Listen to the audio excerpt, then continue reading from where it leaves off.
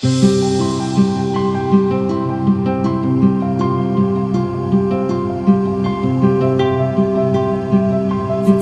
준비를 하면서 개인적으로 좀 어렵더라고요.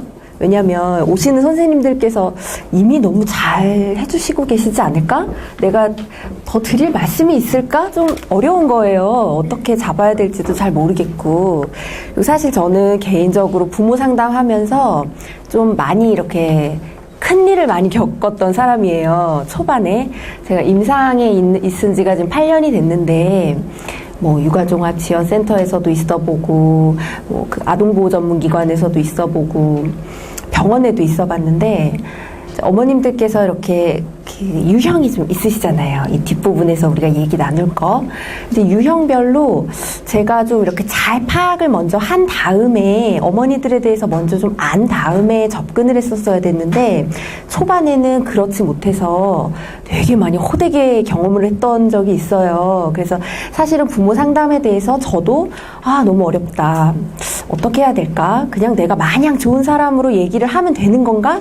아니면 막 전문가답게 약간 권위적으로 이렇게 좀 해야 될까? 뭐가 답일까? 되게 고민을 많이 했던 사람이에요. 그래서 오늘 선생님들하고 기본적인 것에서부터 조금 이렇게 디테일한 것까지 같이 좀 얘기를 나누면서 제가 선생님들께도 많이 질문 드리고 그럴게요. 한번 이제 들어가 보겠습니다. 이게 시간이 지나니까 또 안 되네요. 됐어요? 제가 마우스를 눌러서 된 것 같아요.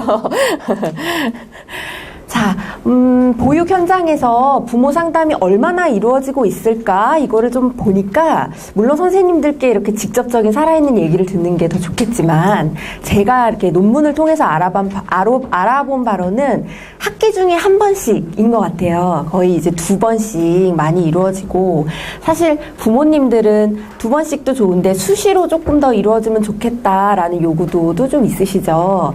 근데 실제로는 어떠세요? 1년이면 정말 이렇게 한 2번 정도가 대표적인가요? 현장에 계시는 선생님들. 2번 하게 의무적으로 하게 돼 있습니다. 네, 의무적으로 하는 거 있고 또 수시로 되게 많이 하고 있다.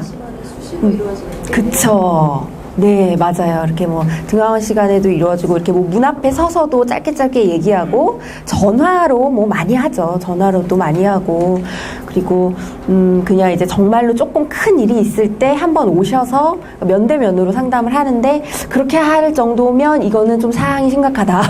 그렇게 볼 수도 있는 그런 상황인 거죠. 그리고 보니까 20-30분을 가장 많이 이렇게 이제 얘기를 하시더라고요. 상담을. 저는 놀이치료를 주로 하는 사람이라 저도 이제 어머님 상담 놀이치료 40분 하고 나머지 10분 하고 이렇게 짧게도 많이 하는데 짧게 얘기가 안 끝나는 경우가 있어요. 그쵸? 30분 만나기로 했는데 한 40분, 50분 되고 이미 짧은 시간 안에 끝낼 수 없다라는 거는 그거에 대해서 조금 의미 있게 다루어야 하는 문제라는 반증인 거죠. 그쵸? 그래서 이 시간에 대해서 아마 이 연구에서는 정말 이렇게 의무적으로 이루어지는 부모 상담 이런 거에 대해서 좀 연구를 한 것 같은데 사실 제가 오늘 말씀드리고 싶은 거는 이렇게 짧게 안 끝나는 얘기들 그리고 조금 만났을 때 약간 부담이 되는 어려우신 좀 어머니들을 만났을 때 부모님들을 만났을 때 우리가 어떻게 좀 접근하는 게 좋을까 그거에 대해서 좀 얘기를 해보고 싶었어요. 이거를 뭐 굳이 이렇게 설명드릴 필요가 있을까 싶었어요, 사실. 근데 이제 한번 쭉 같이 보고 싶었는데, 선생님들께서는 이제 부모 상담할 때, 왜 하느냐. 그냥 가정에서 일관된 교육을 좀 하고 싶다. 여기서만이 아니라.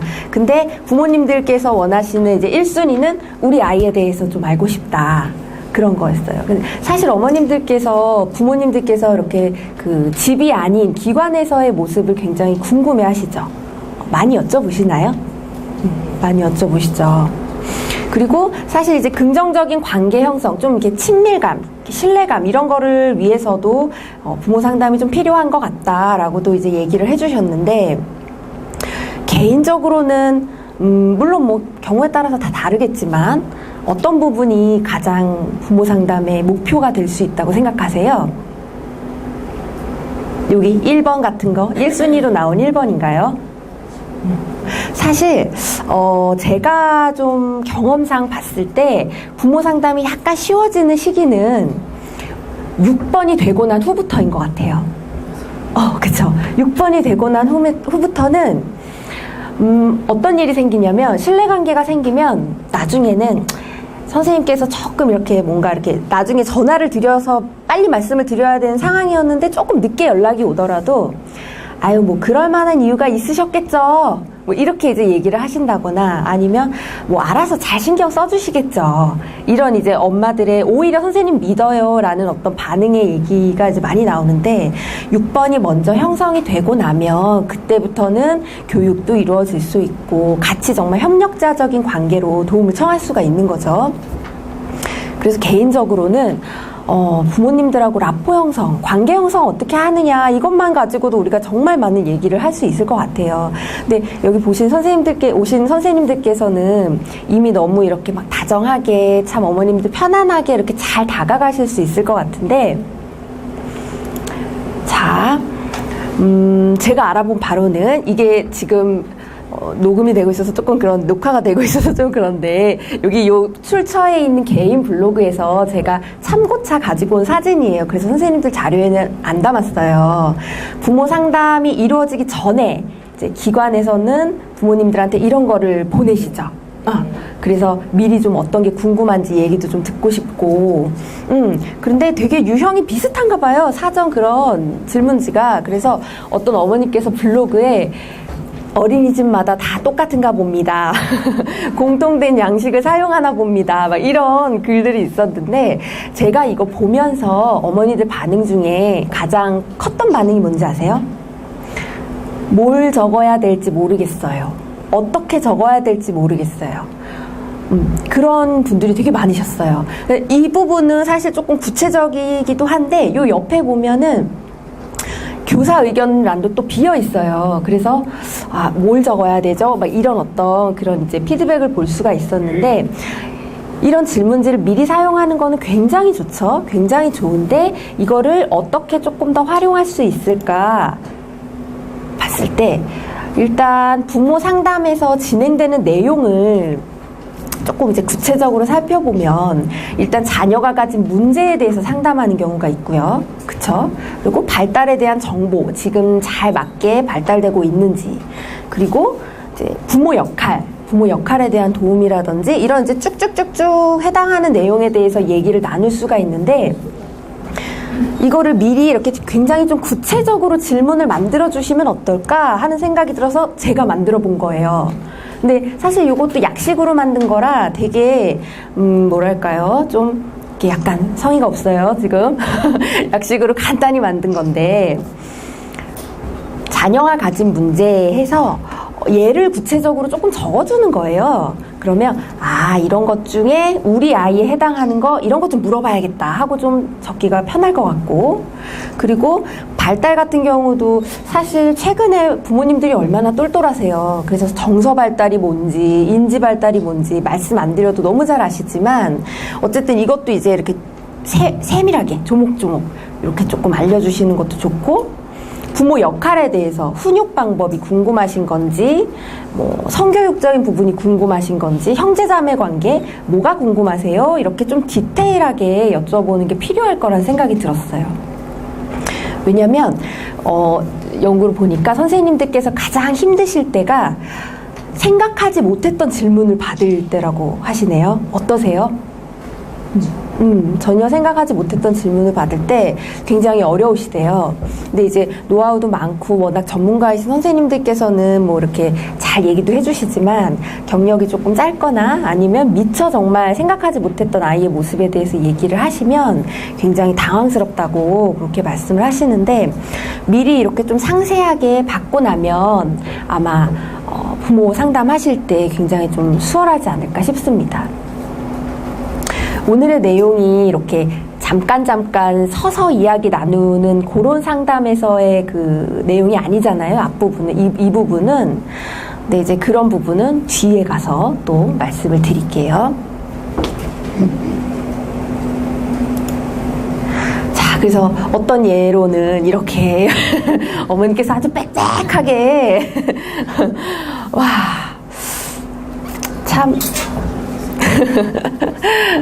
그래서 이제 상반기 그 교사 의견이랑 질문이랑 그거에 대한 어머님 이제 뭐 답변이랑 이런 거를 미리 받았는데, 이분은 아이가 2명이어서 이제 2명 다 쓰느라 너무너무 힘들었다, 막 이제 이런 얘기를 제가 봤어요. 이렇게 근데 준비를 도와주시면 너무 고맙죠, 사실. 그쵸? 미리 좀 파악을 할 수가 있고 미리 준비를 할 수 있기 때문에. 이제 준비를 해볼까요? 상담을 위한 준비. 선생님들께서 너무 뭐 다 잘 아시는 부분인데, 보통 일반적으로 작품이나 사진이나 영상은 그냥 정말 일반적으로 이렇게 웃으면서 편안하게 상담을 진행할 수 있는 아이들의 부모님을 만났을 때 굉장히 유용한 매체가 되는데, 조금 오늘의 상담은 약간 원에서 어려움이 있다거나 아니면 문제 행동을 보인다거나 이런 아이의 부모님과 상담을 할 예정이에요. 그럴 경우는 관찰 기록, 일지, 체크리스트 굉장히 유용하겠죠. 그래서 예전에 어떤 경우가 있었냐면, 아이가 자꾸 원에서 생뚱맞게 바지를 자꾸 내리는 거예요. 일종의 문제 행동이죠.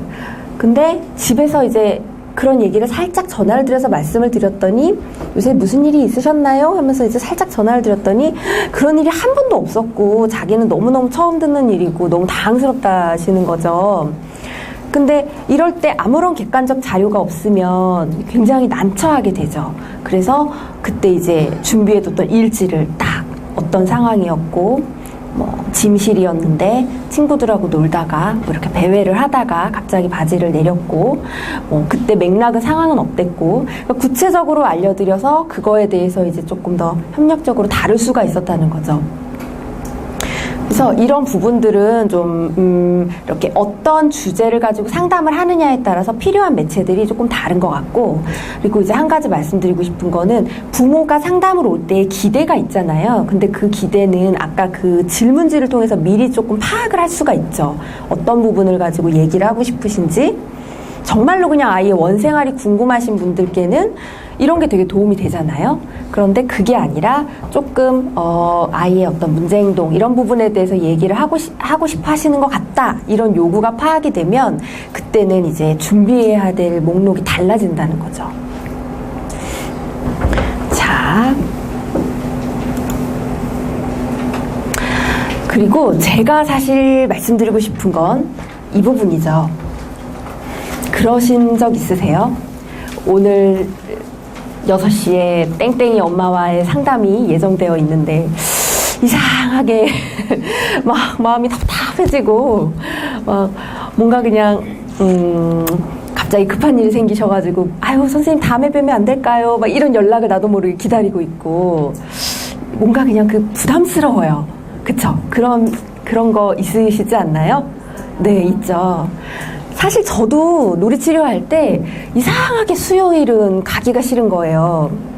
이상하다. 왜 내가 수요일만 되면 이렇게 몸이 피곤하고 심지어 졸릴 때도 있어요. 왜 이렇게 졸리고 몸이 막 찌뿌둥하고 힘들지? 가만히 생각해보면, 그럼 혹시 이따가 있는 이 4시에 있는 이 케이스가 만약에 캔슬된다고 하면 그때도 내 컨디션이 이럴까? 또 아닌 거예요. 그 원인은 그거잖아요. 그러니까 부모님들 만나기 전에 나의 이 마음을 가만히 들여다봤을 때 여기에 어떤 마음이 있는지를 굉장히 잘 이렇게 섬세하게 좀 느껴보실 필요가 있죠. 선입견은 없는지, 편견은 없는지. 지난번 보니까 눈빛이 너무 예사롭지 않으셨는데 오늘 엄청난 불만을 쏟아내고 가시는 건 아닌지, 막 그런 어떤 이제 내 마음속에 있는 감정들을 좀 잘 생각해 볼 필요가 있는데, 그럼 이럴 때 어떻게 하세요? 막 너무 부담스러워 죽겠어요. 막 어떻게 하세요? 그냥 참고 해야죠. 그쵸? 그쵸? 네. 엄마 맞아 했을 때 네. 내가 좀 자신 있게 할 수 있어. 금방 지나갈 거야. 너무 좋습니다. 좋은데 저 같은 경우는 어떻게 하냐면 그 감정 그대로 인정해요. 그냥 그래 맞아. 이렇게 불편한 게 어쩌면 당연할 수도 있어. 너무 나에게 많은 내용을 막 압도적으로 막 스트레스 풀하게 막 얘기를 하시니까 나도 사람인데 내가 불편한 게 당연하지. 내가 모르는 걸 자꾸 질문하시니까 난처하기는 마찬가지야. 당연하지. 그래, 맞아. 이거는 불편한 거야. 내가 그 어머니가 좀 어렵구나. 그냥 이렇게 인정을 하면, 그 인정하는 마음이 이렇게 싹 스며들면 때로는 대처를 할 수도 있고요. 그럼 이거 준비해볼까? 이러면서 대처를 할 수도 있고, 때로는 그냥 그 상태로 가더라도 한결 편하네요. 한결 편하네요. 왜냐하면 막 불편하고 불안하고 막 그러면 그 불안이 전해지거든요. 전해지죠. 어머니들께서 너무 잘하시고 내 목소리가 떨려오는 거 혹은 내가 약간 경직되어 있는 거 너무 잘하시기 때문에 이렇게 친밀한 분위기를 만들기가 참 어려워져요. 그래서 그래 좀 불편하지. 그래 불편해. 이제 시작해보자. 어쩔 수 없다. 이렇게 하고 인정하고 들어가시는 게 훨씬 편안한 상태로 이야기를 하실 수가 있는 거죠. 그리고 이런 이게 무슨 말인지 아시겠으신지요? 자극과 반응의 양가지를 맞추기. 이게 무슨 말이냐. 이거 너무 그냥 이론적으로 얘기한 건데요. 예를 들면 이런 거죠.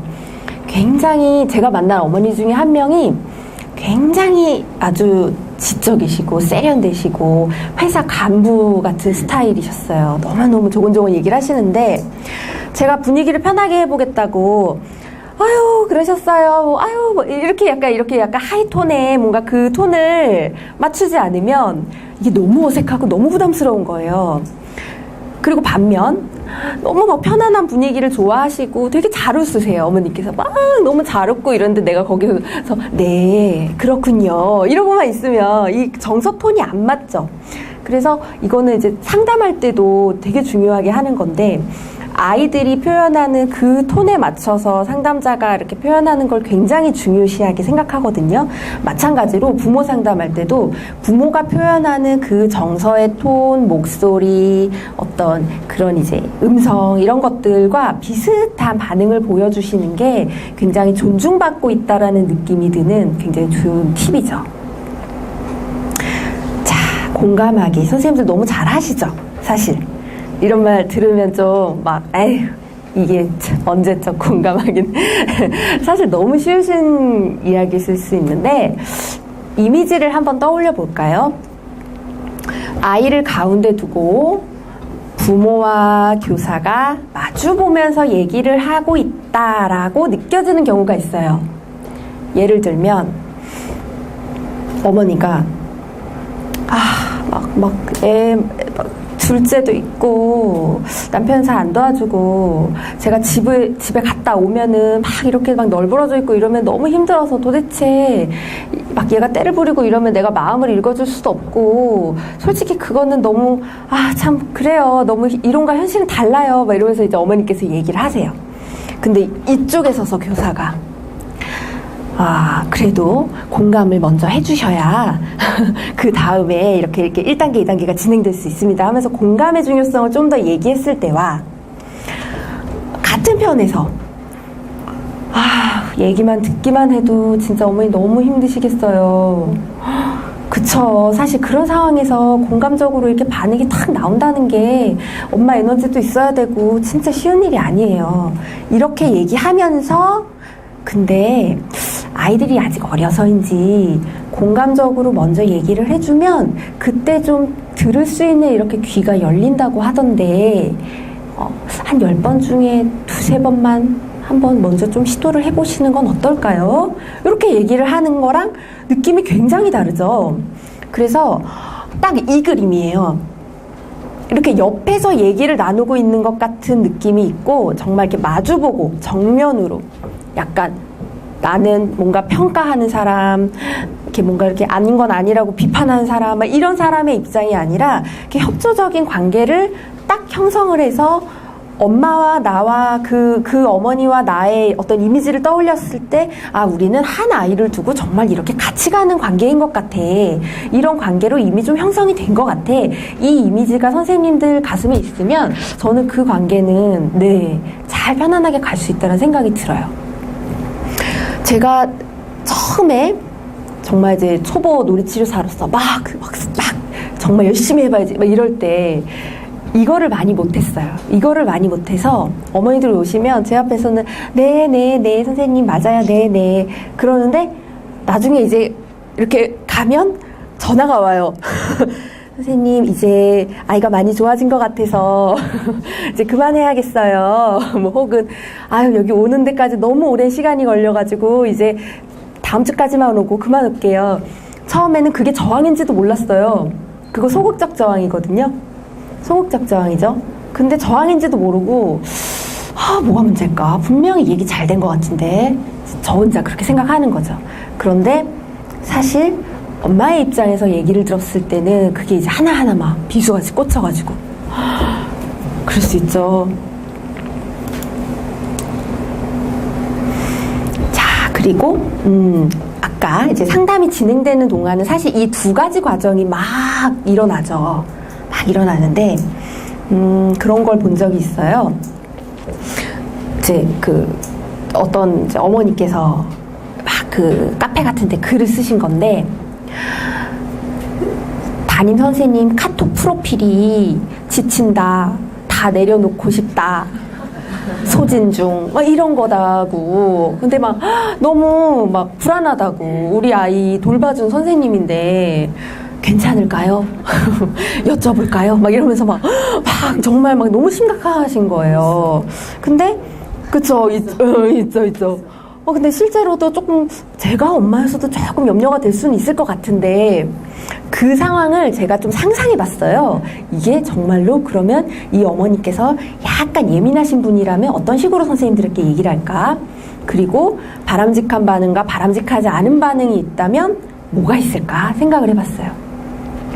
조금 예민하신 제가 예전에 만났던 저희 사세반 땡땡이 어머니를 생각하면서 그 어머니라면 선생님 혹시 요새 좀 힘든 일 있으신가요? 이러면서 약간 이제 뭔가 이렇게 부모 상담 중에 그런 메시지를 전하실 것 같아요.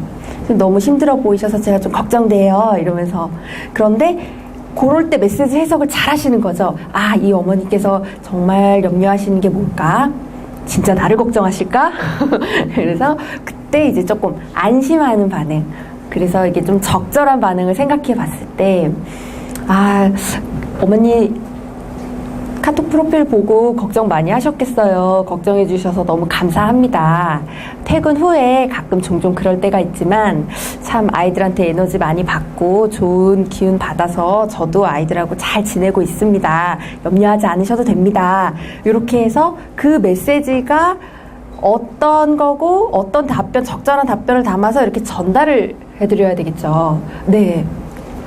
그리고 아까 같은 그 반구조화된 상담 자료, 그 질문지를 가지고 이제 진행을 하시지만 하시면서 적절하게 어떤 이제 목표라든지 이런 것도 같이 정해 보시고 무조건 긍정, 강점, 장점 이렇게 해서 여기에 초점을 두셔가지고 이렇게 얘기해 주시는 거 굉장히 중요하죠. 그래서 상담 목표 같은 경우가 그런 경우가 있어요. 오늘 정해진 시간은 20-30분인데 어머니 오셨을 때 너무 많은 얘기를 해버리면 이게 이두저도 아니고 이렇게 돼버릴 수 있겠다. 그럴 때는 아예 처음부터 목표를 딱 얘기를 하시는 거예요.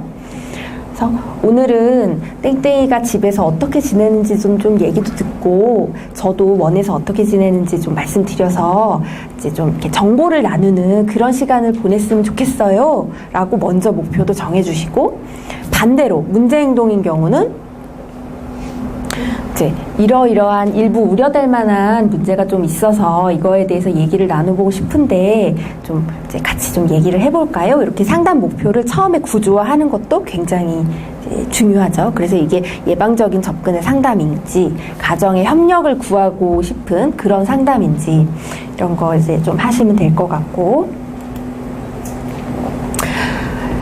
여기서 또 할 말이 많네요. 어휘 선택의 주의. 선생님들 되게 잘 하시죠?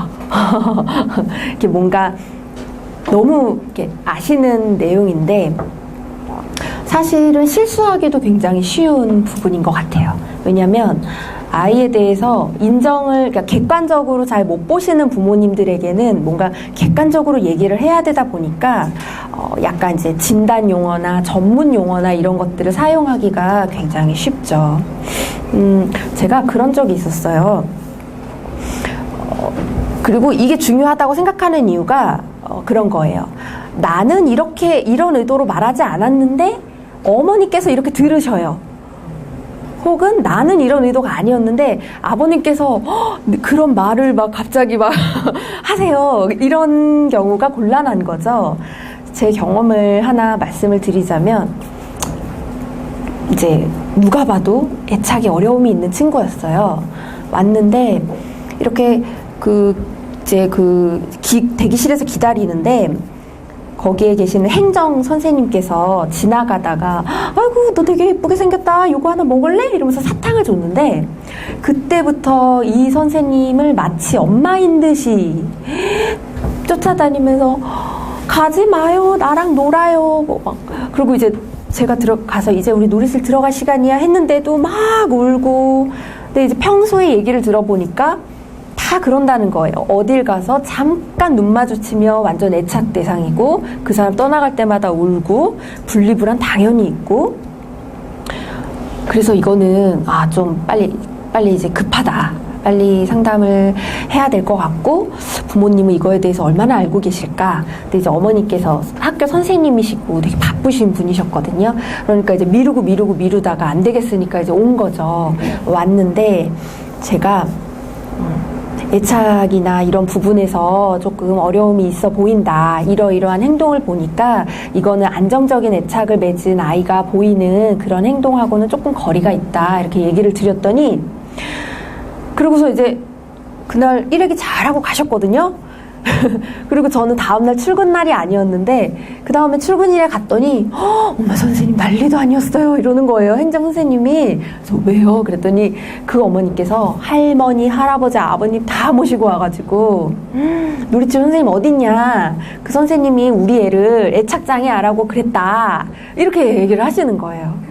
근데 꼭 이런 거 아니어도 비슷한 경험 있지 않으세요? 그쵸? 그런 의도로 얘기한 게 아닌데 마치 이제 그랬다고 얘기한 것처럼 이렇게 이제 화를 내시는 경우가 있죠. 그거 왜 그럴까요?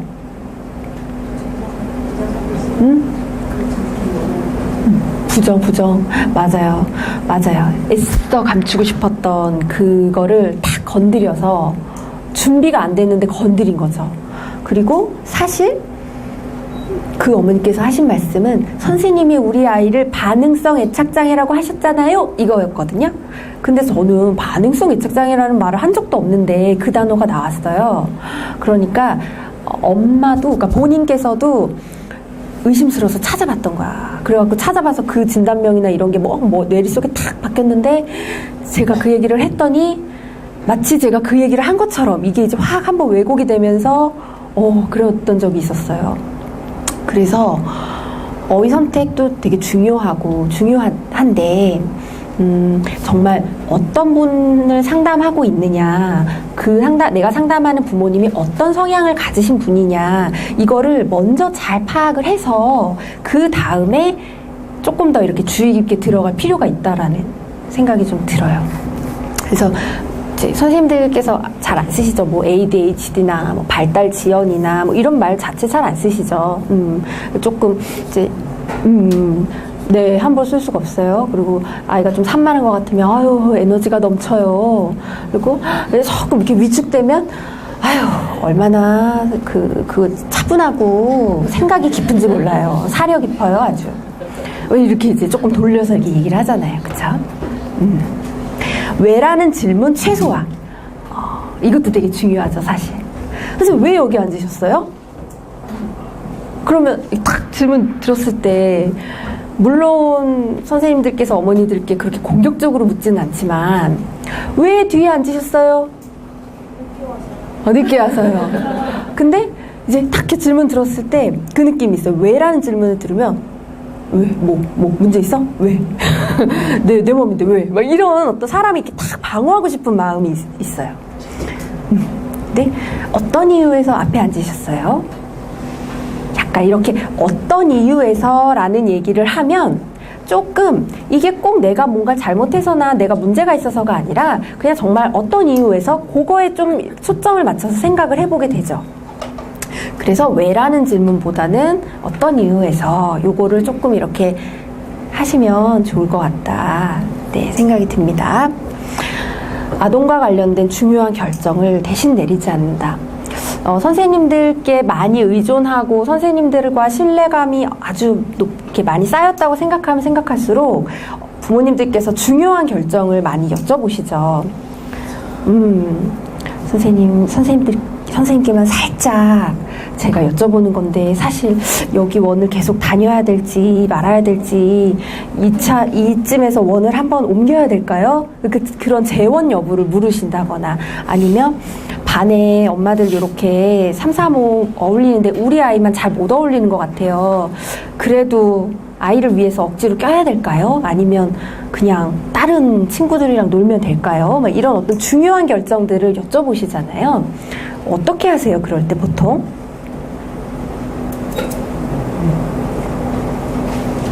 그냥 상황을 먼저 묻고, 네, 네.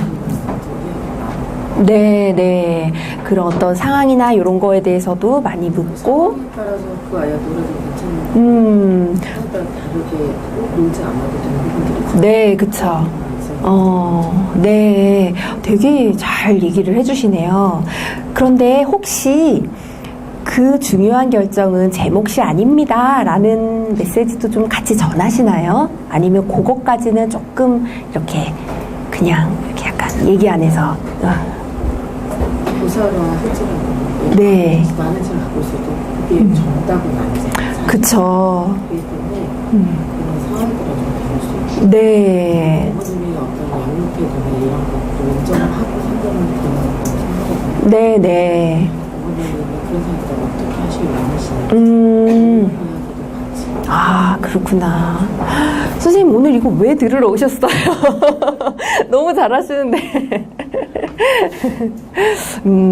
이제 저 같은 경우도 상담할 때 이렇게 중요한 결정을 대신 좀 내려주기를 원하시는 부모님들께서 계실 때, 저는 충분한 관계가 형성되어 있다라는 전제 하에 이렇게 말씀드립니다.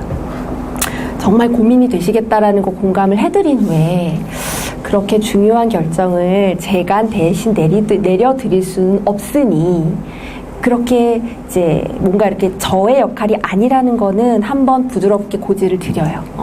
그거는 어머니께서 선택을 하셔야 되는 부분인데 그렇다면 A가 좋을지 B가 좋을지 A를 선택해서 좀 더 좋은 점이 많은지 B를 선택해서 좋은 점이 많은지 혹은 안 좋은 점은 뭐 어떤지 이런 거를 저랑 같이 얘기를 해볼 수는 있을 것 같다. 그래서 의존을 하지 않도록 좀 도와드리죠.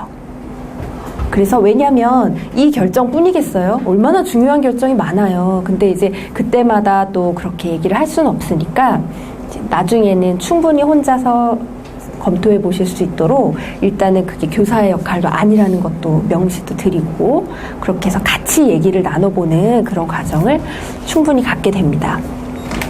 자, 이런 아주 섬세하고 어떻게 보면 조금 어려운 이런 부모 상담을 망쳤을 때 이런 결과를 보게 됩니다. 우리가 부모 상담이 너무 속상하네요. 부모 상담은 너덜너덜 기분이 별로네요. 어린이집 부모 상담하고 왔어요. 선생님들 이런 거 혹시 찾아보세요? 보세요. 물론 좋은 얘기도 되게 많은데 이제 제가 진행상 또 앞부분에 주의점을 얘기하고 나서라서 한번 이렇게 적어봤어요. 캡처를 해봤습니다. 그래서 아까 같은 글을 들어가서 읽어보면 정말 아이의 문제 그 자체로 상처를 받으시는 분들은 별로 없으세요.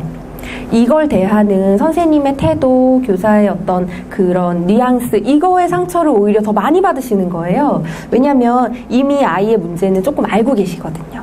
그렇기 때문에 부모 상담에 임하실 때 굉장히 이제 긍정적인 관점으로 접근을 해주시는 게 아주 필요하지 않을까. 그리고 단점 역시 장점을 활용해서 보완할 수 있도록. 이거는 무슨 말이냐면 부모님들께서 그런 말씀 많이 하십니다. 잘하는 거는 되게 아이가 잘하는 거는 이제 잘하니까 그럭저럭 걱정 없이 지나가시는데 잘 안 되는 거를 그러면 잘할 수 있게 지금 고쳐줘야 되나요? 우리 아이가 너무 이렇게 그런 이제 신체 발달이나 이런 게 늦은데 뭐 이거를 못하는 거를 계속 그러면 어떻게 해봐야 될까요? 막 이런 좀 이제 잘하는 거 말고 좀 부족한 점을 어떻게 하면 끌어올려줄까 이런 거에 대해서 고민을 되게 많이 하시죠. 그런데 이때 부족한 점도 끌어올려주는 것도 굉장히 중요한데 그 베이스는 항상 성공 경험이 있어야 취약점을 올릴 수 있는 힘이 있다라는 거예요. 그래서 장점을 먼저 활용하라는 게 그런 것 때문이죠. 아이가 성공 경험이 아주 많이 있어야 그 힘으로 내가 이게 조금 어렵지만 해볼 수 있을 것 같아. 왜냐면 나 이런 것도 되게 잘한다고 했고 엄마가 나도 노력하면 이렇게 할 수 있댔어.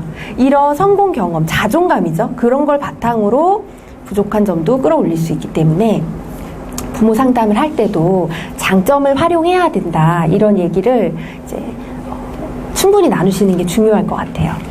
그래서 이제 저희 이제 이번에 이제 종결하는 상담하는 어머니 중에 한 명이 아이가 줄넘기를 너무 못한다고, 줄넘기를 못한다고.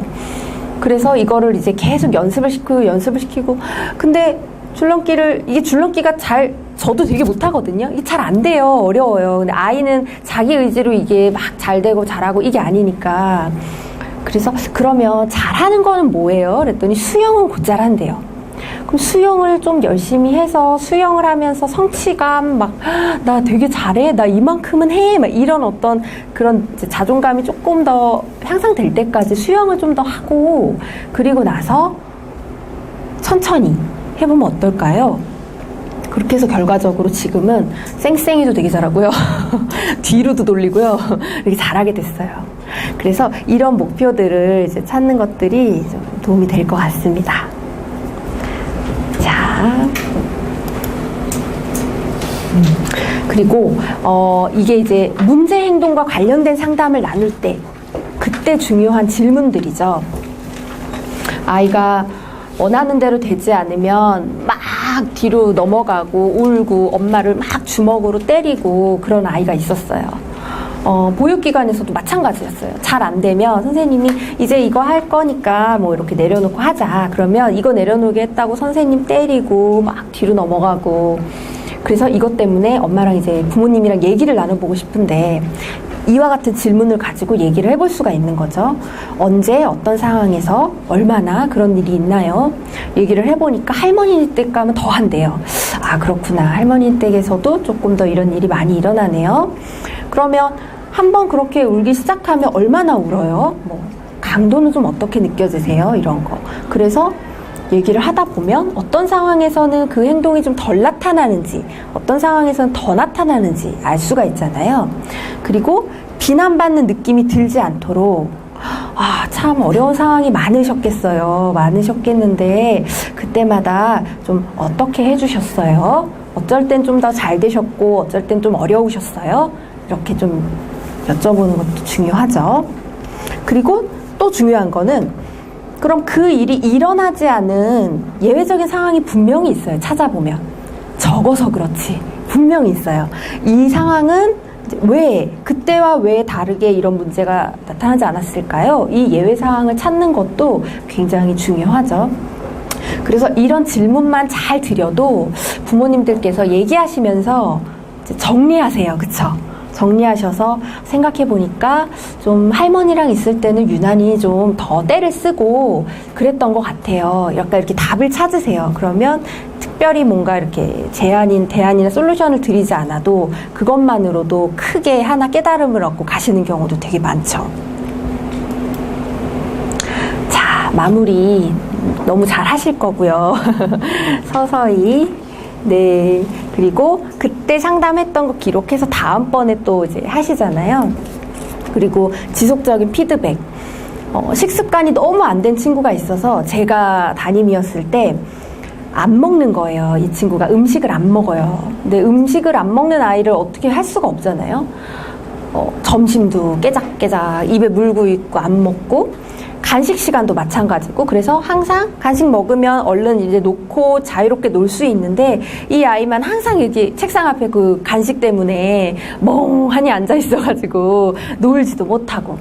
그래서 부모 상담하면서 했던 게, 그러면 만약에 어머니께서 우리 아이가 꼭 배불리 충분히 간식을 먹어야 된다, 그 마음만 조금 내려놔 주신다면 제가 하고 싶은 방법이 있습니다.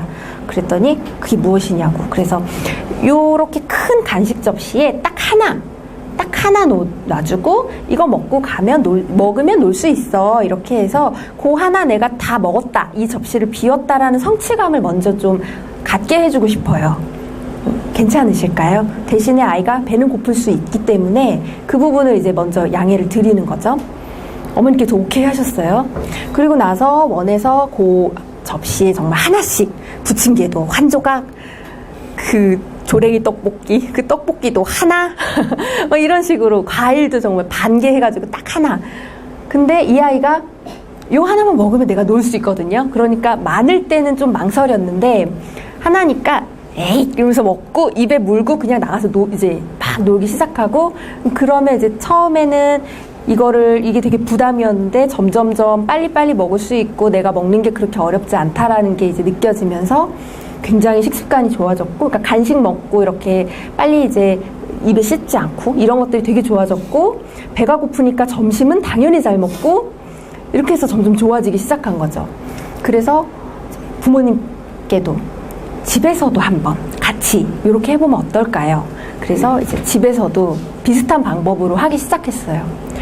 너무 좋아졌어요. 나중에는 그냥 언제 그런 일이 있었냐는 듯이 너무너무 좋아졌고, 이렇게 수시로 소통하면서 수첩에도 쓰고 뭐 전화도 하고 굉장히 많이 이제 애를 썼던 그런 경험이 있어요. 그래서 이런 상담 후의 활동이 사실은 더 중요하죠. 그 뒤로. 자, 시간이 5시인데 먼저 많은 얘기 하지 않고 바로바로 들어가겠습니다. 기관에 이제 교사에게 부모 역할을 전가하는 그런 경우들이 있죠. 많이 있으세요? 어떠세요? 이렇게 한 분씩 생각나는 부모님 계세요? 사실 꼭 맞벌이라고 해서 꼭 뭐 혹은 부모님이 너무 바쁘시다고만 해서 그러지는 또 않으시더라고요. 맞아요. 근데 집에서 전업주부이신 분들도 이제 많이 역할을 좀 해주시길 바라는데, 이런 분들의 경우는 일단 부모로서의 그 심리적인 준비가 굉장히 낮죠. 상담에서는 그런 경우가 있어요. 원하는 아이였는지 원하지 않는 아이였는지 체크하는 질문이 있어요.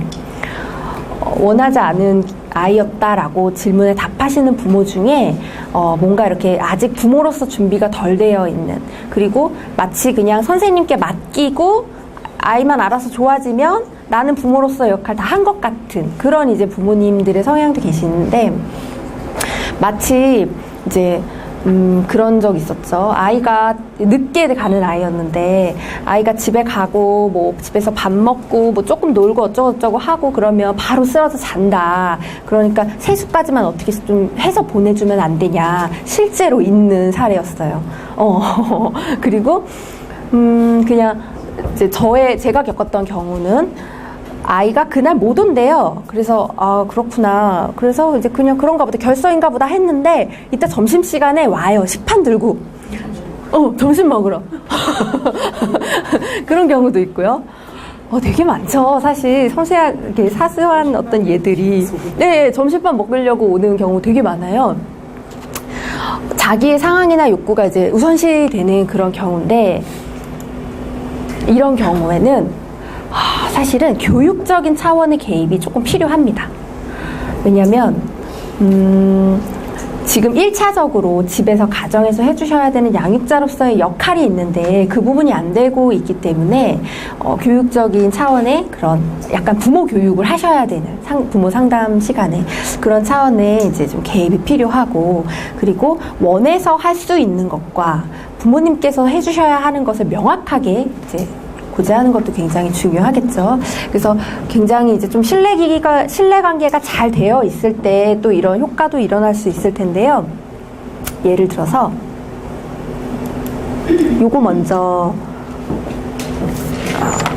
이거를 먼저 얘기를 하자면, 대체적으로 기관에 많이 의존하시는 부모님들께서는 현재 자기가 처한 상황만으로도 이미 너무 큰 압도감을 느끼고 계시기 때문에 뭔가 많이 이렇게 변화시키기를 3번에 요구드리면 안 되고, 아주 짧게, 예를 들어서 일주일에 15분간 그렇게 자녀랑 특별한 데이트를 하는 시간을 좀 얘기를 드린다든지 이런 식으로. 그러니까 부모님의 상황도 이해를 해드리는 거죠. 부모님 상황이나 이런 것도 뭐 너무 중요하죠. 그런데 스케줄에 방해되지 않으면서 아주 작은 변화를 시도할 수 있는 방법을 몇 가지 알고 있다. 이렇게 해서 약간 이제 조금씩 참여를 늘려가는 방식으로 처음에 제안을 드릴 필요가 있어요. 샌드위치 퐁 뭔지 아세요? 맞아요. 엄마랑 아빠랑 아이랑 앉는 거예요. 엄마랑 아빠가 빵이 됐어, 너는 햄이 됐어, 뭐 이번에 상추가 돼볼래, 아니면 내가 치즈가 돼볼까, 이러면서 이렇게도 서로 이렇게 서로 이렇게도 안아보고, 또 순서 바꿔가지고 또 안아보고. 이거를 일주일만 해보면 정말 놀라운 변화를 경험하게 됩니다. 선생님들 혹시 이거 해보신 적 있으세요? 아직 없으세요?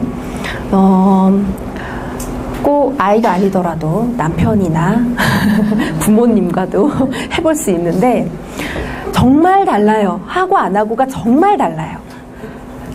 일주일, 그러니까 아침에 일어났을 때, 눈 떴을 때, 기분 좋게 잠에서 일어났을 때, 그때 샌드위치 퐁 하고 놀이하고, 일주일만 아주 꾸준히 해보면 아이가 엄마를 대하는 그런 짜증, 막 예민함 이런 것도 훨씬 줄어들고, 엄마도 또 아이를 대할 때 마음, 그런 여유가 없고 조급한 마음 이런 것도 이제 훨씬 줄어들고, 정말 큰 효과가 있는 그런 놀이 방식인데 사실 별거 아니잖아요. 그런데 굉장히 큰 효과를 볼 수가 있는 기술입니다.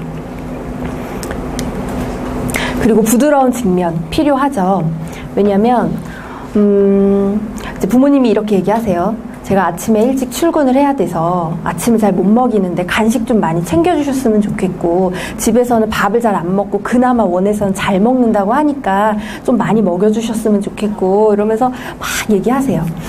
이 얘기를 가만히 들어보면 어머니의 마음은 그냥 우리 아이 잘 챙겨 먹지 못할까 봐 걱정되시는 거죠. 그러면 그런 부분을 공감을 해주시고, 그리고 실제로 땡땡이가 좀 이런 면이 있어요. 그래서 저도 좀 속상하게 생각합니다. 그래서 아이가 수시로 먹을 수 있는 간식을 좀 챙겨주시거나, 아니면 도착하자마자 먹을 수 있는 우유라도 매번 챙겨주시면 제가 그거는 챙겨줄 수가 있습니다 하고, 어머니께서 해주실 역할과 이제 내가 원해서 해줄 역할, 이거를 이제 명확하게 좀 말씀을 드리는 거죠.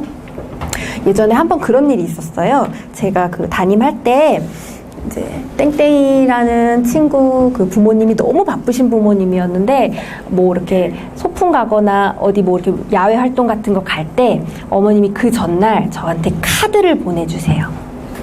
신용카드. 신용카드를 보내주셔서 저에게 그러셨어요.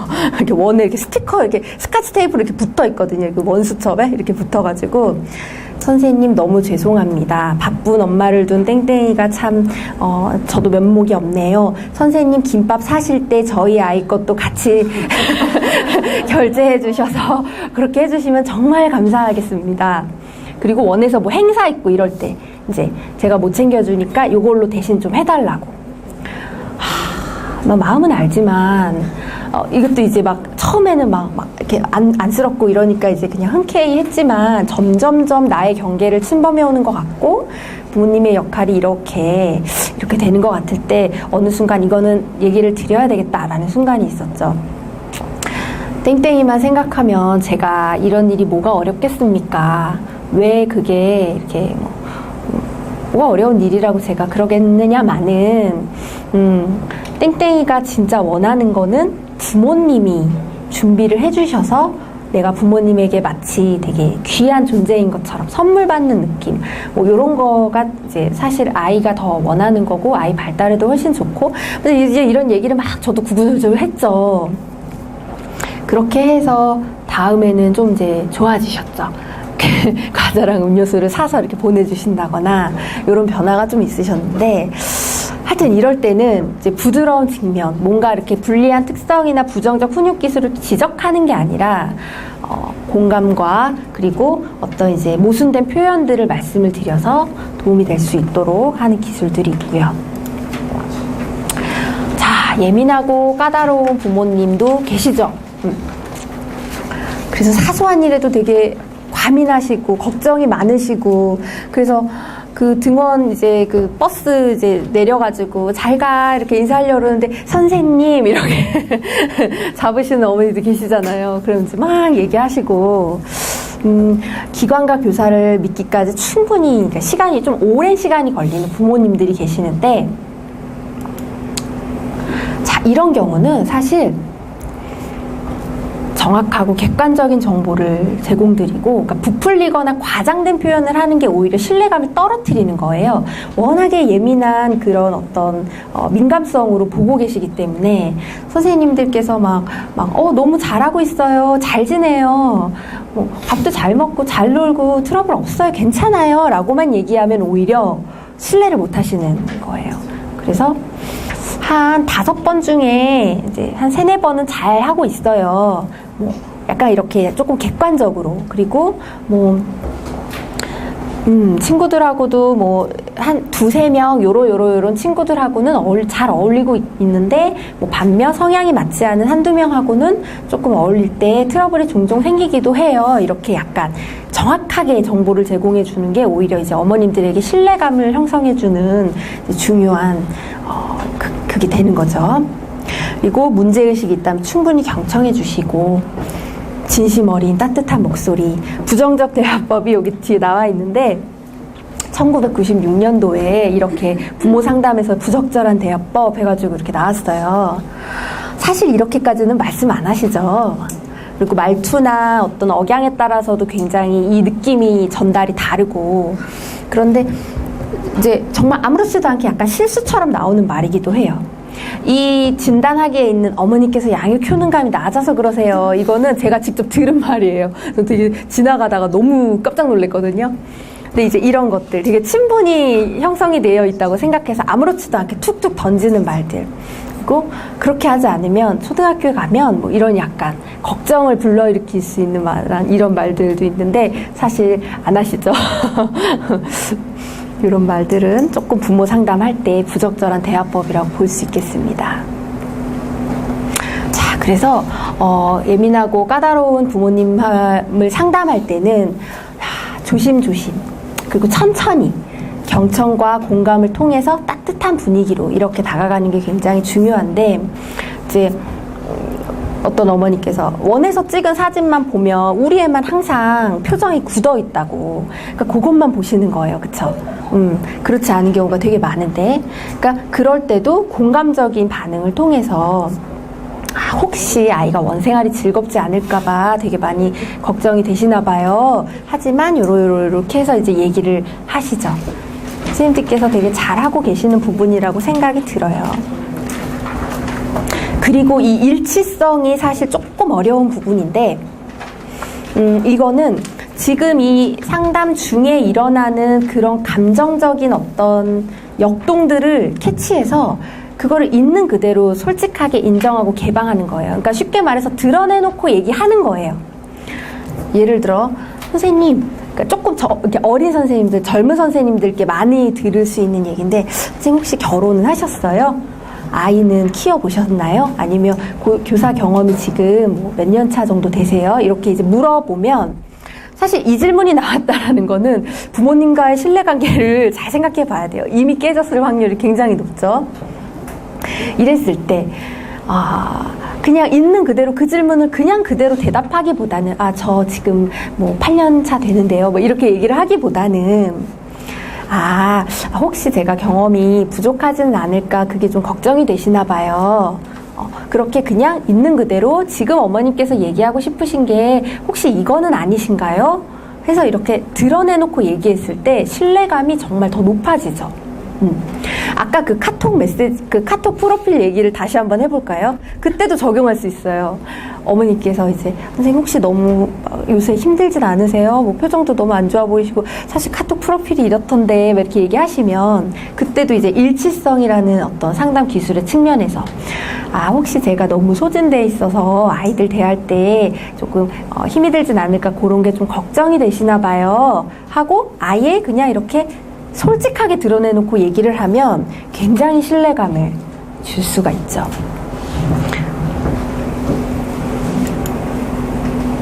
자, 예외를 찾는 질문도 되게 중요해요. 왜냐하면 좀 예민하고 까다로운 어떤 성향적인 그런 걸 가지고 계시는 부모님들께서는 상황에 대해서 좀 심각하게 보시거나 부정적으로 보시는 경향이 많으시기 때문에 그럴 때 항상 문제가 있을 수도 있지만 그렇지 않은 시간도 분명히 있다라는 거를 한번 이제 넌지시 여쭤보는 거죠. 그래서 아이가 계속 울어서 막 어린이집 가기 싫다고 그런다. 그럴 때도 혹시 울지 않고 잘 등원했던 날도 있나요? 그런 날은 뭐가 어떻게 달랐죠? 어떤 차이가 있었죠? 해서 약간 그 관점을 좀 긍정적인 쪽으로 이렇게 돌려주는 거예요. 이런 예외를 찾는 질문을 좀 적절히 사용하면 굉장히 그 이야기의 흐름을 바꿀 수 있는 좋은 기술이 되죠. 그리고 제가 상담할 때 잘 쓰는 건데 재구조화라고 해서 아이들의 행동을 부정적으로만 보시거나 너무 걱정하시는 경우에 이거를 좀 긍정적인 관점으로 바꿔주는 그런 이야기를 해줄 수가 있어요. 그러니까 막 마음대로 안 되면 너무 막 짜증내고 그렇게 이제 바로바로 화를 내니까 이거를 꺾어야 되는지 아니면 그냥 다 받아줘야 되는지 잘 모르겠다 이런 말씀도 많이 하시죠. 그럴 때 그래도 그렇게 요구할 수 있는 힘도 있네요. 그거 못하는 경우도 되게 많잖아요. 라고 그거에 대해서 좀 긍정적인 관점으로 다른 관점으로 볼 수 있도록 하는 거. 그리고 이제 어떤 어머니께서는 친구들 사이에서 너무 양보만 하니까 또 그것도 막 불편하신 거예요. 마음이 안 좋으시고. 그러니까 너무 이제 자기 주장도 없는 것 같고 자기 것만 자꾸 뺏기는 것 같고 이제 그런 어머니들께도 이렇게 얘기할 수 있죠. 그래도 관계를 굉장히 중요시하고 갈등이 일어나거나 트러블이 생기는 거를 별로 안 좋아하고 그렇게 참 마음이 따뜻한 성향인 그런 게 있어요. 이러면서 이제 약간 긍정적인 관점으로 또 바꿔줘서 재구조화 시켜주는 거. 이런 기술도 굉장히 이제 예민한 어머님들, 부모님들을 만날 때 도움이 많이 됩니다. 저항적인 부모님. 이렇게 막 노골적으로 싫은 저항을 막 보이시는 분들도 계시죠? 네, 계시죠? 되게 마음이 불편하고, 내가 뭘 그렇게 잘못했을까 싶고, 그쵸? 그런데 중요한 거는, 마지막 부분이에요. 부모의 해결되지 않은 감정이 투사되고 있을 가능성이 굉장히 많다. 이거는 어떤 상식적인 수준에서 객관적인 선에서 어떤 나의 잘못 그 이상의 범위로 화를 내실 때 혹은 그 실수로 인해서 뭔가 더 큰 정서를 표현하실 때는 이거는 어머니의 문제구나 혹은 아버님의 문제구나 라고 조금은 이제 이렇게 생각하시는 것도 교사 선생님들을 보호하기 위한 굉장히 중요한 하나의 이해일 것 같아요. 소극적 저항, 적극적 저항 다 있으시죠. 소극적 저항은 알아차리기가 굉장히 힘들어서 제가 아까 말씀드렸다시피 어느 날 갑자기 집안에 무슨 사정이 있어서 이러이러해서 이제 못 만날 것 같아요 라고 연락이 오시는 경우도 이제 소극적 저항인데 요구 조건도 좀 많으시고 인정도 받고 싶으시고 그래서 사실 굉장히 이렇게 같이 신뢰관계를 형성해서 협력적 관계로 같이 가기가 되게 어려운 그런 부분이 있어요. 그래서 저는 짧게 자주 만남을 갖고 그동안 아주 진실된 아까 같은 그런 부풀리지 않고 과장되지 않는 소통 이런 것들이 도움이 될 거라고 생각이 들고 가장 중요한 건 힘겨루기는 절대적으로 피해야 된다는 거. 이게 굳이 선생님들께서 저자세로 가야 된다거나 아니면 뭐든지 다 맞춰주기 위해서라는 거는 아니에요. 그거는 아닌데 힘겨루기를 했을 때 부모님들이 이렇게 얘기할 수 있는 설득할 수 있는 논리는 한 20개도 넘을 거예요. 이렇게 저항적이시고 뭔가 방어적이신 분들에게는 힘겨루기를 하거나 잘잘못을 따지려고 했을 때 오히려 더 큰 그런 이제 정말 파워 게임이 될 수 있기 때문에 그러지 않고 수용적인 자세로, 그리고 알지 못한다는 자세. 이 자세는 청소년들 상담할 때 정말 많이 쓰여지는 상담 기술이거든요. 이야기 치료라는 상담에서 나온 건데, 청소년들이 얼마나 방어적이에요. 막 안 오기도 하고 그러잖아요.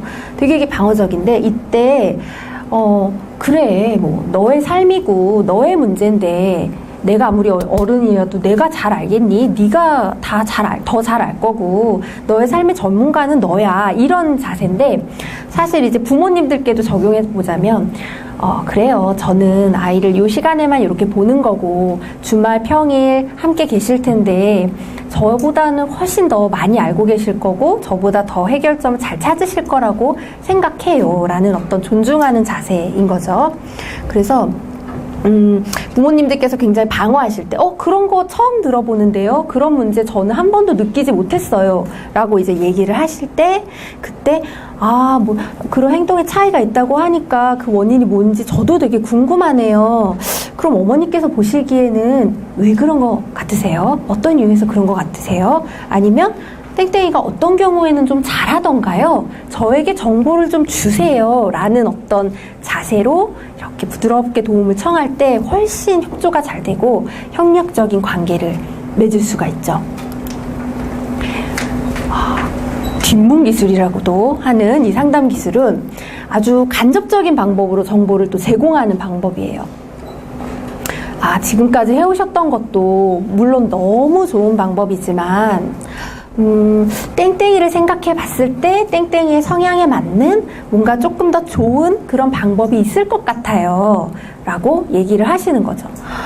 저항하시는 분들께서는 사실 이렇게 내가 잘 못했다라는 얘기를 들을까봐 그 죄책감, 두려움이 굉장히 크세요. 그래서 조금이라도 근데 그 방법은 조금 약간 이제 이런 얘기가 나오거나 그런 이제 선생님이 나를 이해해주지 못하는 것 같은 뉘앙스가 나오면 방어하고 싶으시죠? 그게 아니라 늘 그랬던 건 아니고요. 이런 식으로 좀 방어를 하고 싶으신데 그럴 때 근데 뭐 정말 선생님 얘기하신 것처럼 아이 키우는데 정답이 어디 있겠어요. 그 방법도 저는 도움이 됐다고 생각합니다. 그런데 이제 저는 또 요러요러한 방법을 생각해 봤습니다. 이렇게 좀 부드럽게 얘기를 해주시는 게 도움이 되겠죠. 나전달법도 많이 쓰세요? 어떠세요? 얘기 중에 많이 이렇게 나오시나요? 나전달법.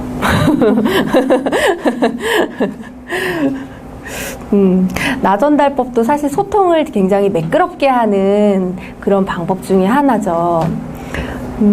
그런 거예요. 지금 이 상황에서 나전달법을 제가 해보자면 선생님들께서 너무 힘든 얼굴로 앉아 계시니 제 마음이 너무 속상합니다. 이런 거예요. 그러면 그거죠. 그냥 여기서의 문제는 그냥 내 마음이 그렇다 이거잖아요. 선생님들께서 이제 뭐 어쨌든 저쨌든 그게 문제가 아니라 그래서 내가 너무 속상해요. 웃어주세요. 이런 건데 자, 부모 상담에서도 이제 이런 경우가 있었어요. 우리 애가 원래 낯선 곳 적응할 때까지 너무 시간이 많이 걸려서 내가 여기 안 보이는데 조금만 앉아 있다가 애가 잘 적응하는 것 같으면 가겠다.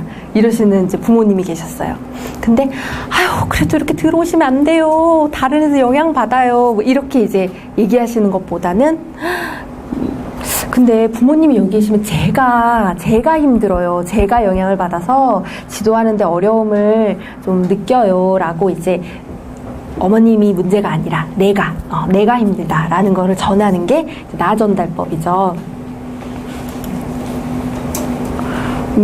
한번 이런 적이 있었어요. 이때 저 담임할 때 실제로 있었던 일인데 원에서 되게 큰 부모님과 선생님의 그 큰 갈등이 있었거든요. 아이가 이제 워낙에 그 어머님께서는 아까 그 예민하고 까다로운 부모 부분을 설명할 때 저에게 많은 영감을 주셨던 어머니세요. 많은 이제 그런 불만도 좀 많으시고 신뢰도 잘 이렇게 신뢰관계도 충분히 형성하기가 되게 어렵고 그런 부모님이셨는데 이제 저희 옆반 선생님한테 막 이제 불만을 아침에 아이들 막 등원하는데 아침부터 얘기를 하시는 거예요. 그러면서 이제 전화 끊기 전에 딱 어머니께서 다시 전화가 오셔서 하신 말씀. 제가 이런 말 들었다고 우리 아이 미워하시는 건 아니죠? 딱 이러셨어요. 근데 있으시죠. 충분히 들을 수 있는 멘트예요.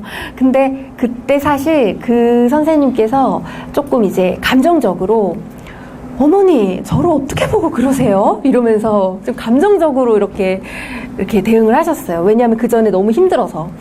근데 이제 사실 그래서 더 큰 싸움이 났죠. 그래서 이제는 정말 감정 싸움처럼 그렇게 일이 커져버렸는데, 그럴 때도 만약에 이렇게 그냥 나전달법으로 아주 솔직하게 걱정되시는 마음은 충분히 이해가 되지만, 그런 말씀을 들으니 제 자질이 신뢰받지 못하는 것 같아서 제가 너무 속상하네요. 이렇게 얘기를 했다면 어땠을까?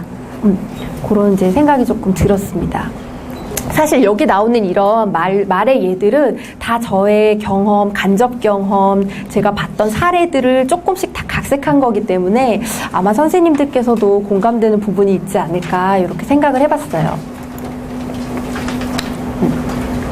그리고 조금 이제 부모님의 힘을 이렇게 업시킬 수 있는 긍정적인 관점의 질문이 있는데, 이렇게 저항적인 부모님들도 사실은 얘기를 들어보면 공감이 안 되지 않죠. 굉장히 힘드신 요소들이 있고, 이게 힘드시겠구나. 이제 스트레스와 압박이 있구나. 근데 그럼에도 불구하고 그럼 아이한테는 어떻게 이렇게 잘 해주실 수 있으세요? 그 힘이 도대체 어디서 나오세요? 이런 어떤 이제 대처 질문을 할 수가 있어요.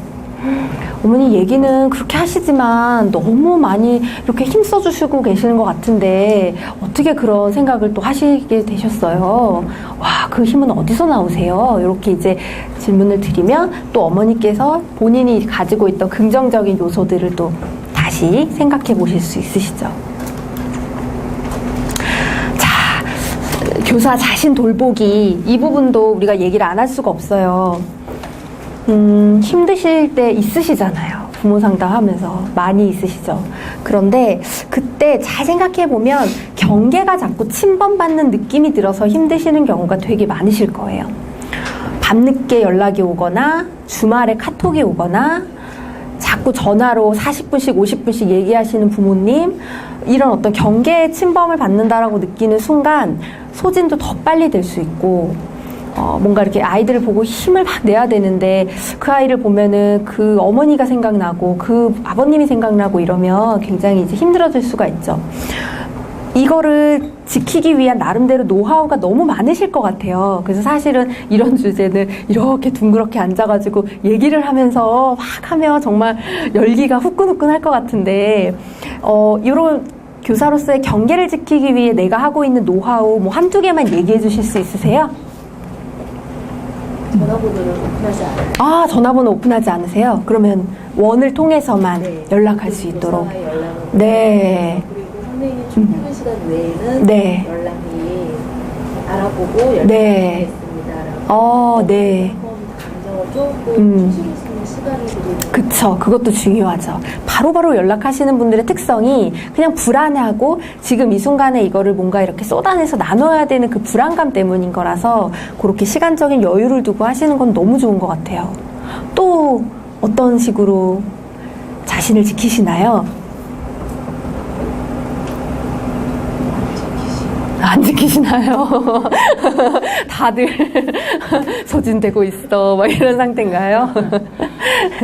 근데 이제 지금처럼 그런 경우도 있지만 어쩔 수 없이 상황적으로 그 연락처가 오픈된다고 하는 경우도 되게 많으시더라고요. 맞아요. 그런 경우에 제가 드릴 수 있는 하나의 팁은 통신사들마다 2개의 번호를 쓸 수가 있어요. 그쵸? 알고 계신 분들도 아시죠? 저도 상담용 번호가 따로 있어요. 근데 그게 이제 저는 SK 그쪽인데 이제 이렇게 알아보시면 다 있는 걸로 알고 있거든요. 그래서 이제 뭐 한 달에 얼마만 조금 이렇게 내면 번호를 2개를 쓸 수 있는데, 그러다 보니까 카톡은 또 그 번호가 안 뜨는 거죠. 그래서 저는 굉장히 유용하게 쓰고 있고 이제 알려드리죠. 이거는 상담용 번호고 뭐 이제 공적인 용이라서 어느 시간 이외에는 연락이 되지 않는다 이렇게. 그리고 어떤 선생님께도 여쭤보니까 그 선생님께는 그 보육교사 선생님께서는 이렇게 말씀하신대요. 부모님 24시간 언제든 연락 주셔도 괜찮습니다. 다만 답장은 제가 할 수 있을 때 하겠습니다. 이렇게 얘기하신대요. 그래서 이제 굉장히 좀 주관적이긴 하지만 그래도 만약에 네, 연락이 안 되더라도 그냥 그럴 수 있겠구나라고 생각하실 수 있게. 네. 그리고 이제 이런 경계는 사실 개개인마다 다르세요. 그래서 어떤 선생님들께서는 되게 적극적으로 카톡도 활용하시고 늦은 밤이라도 급한 일이라면 연락하시고 이런 게 오케이, 괜찮으신 선생님도 있으시고 아니신 분도 있고 이건 다 개인차의 문제이기 때문에 이거는 이제 정말 자신의 경계가 어디까지인지 또 충분히 탐색하는 것도 도움이 될 거라고 생각합니다. 그래서 조언도 구하시고 이제 선생님들하고 많이 얘기 나누시죠. 이런 걸 통해서 자신을 돌보실 수 있을 것 같고 많이 쉬시고 노르시고 이런 게 또 필요하지 않을까 싶네요. 자, 너무 긴 질문은 아니면 비공개 질문은 여기로 이렇게 보내주시면 성실하게 답변 드리도록 하겠습니다. 네, 긴 시간 감사합니다.